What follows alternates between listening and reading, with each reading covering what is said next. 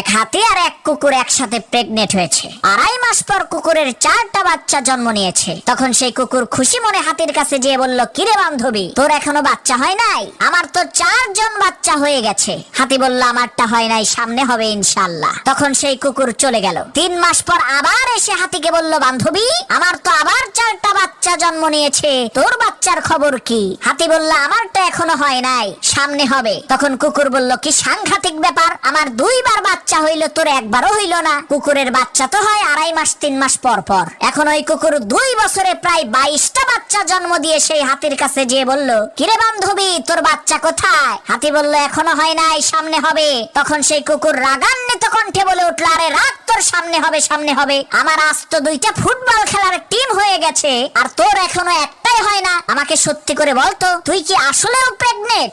তখন সেই হাতি কুকুরকে বলল, বান্ধবী শোনো, আমার পেট থেকে যেটা বের হবে সেটা কুত্তা না, সেটা হাতি।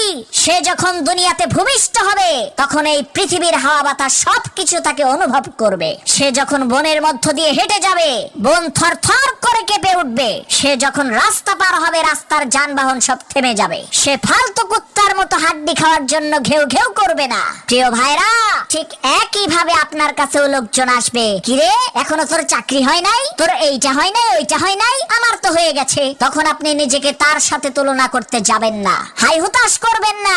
বলে দেবেন, আমারটা কুত্তার বাচ্চা না যে 2 মাসেই হয়ে যাবে, আমারটা হাতির বাচ্চা, হইতে একটু সময় লাগবে, ওয়েট কর, সামনে দেখতে পাবি।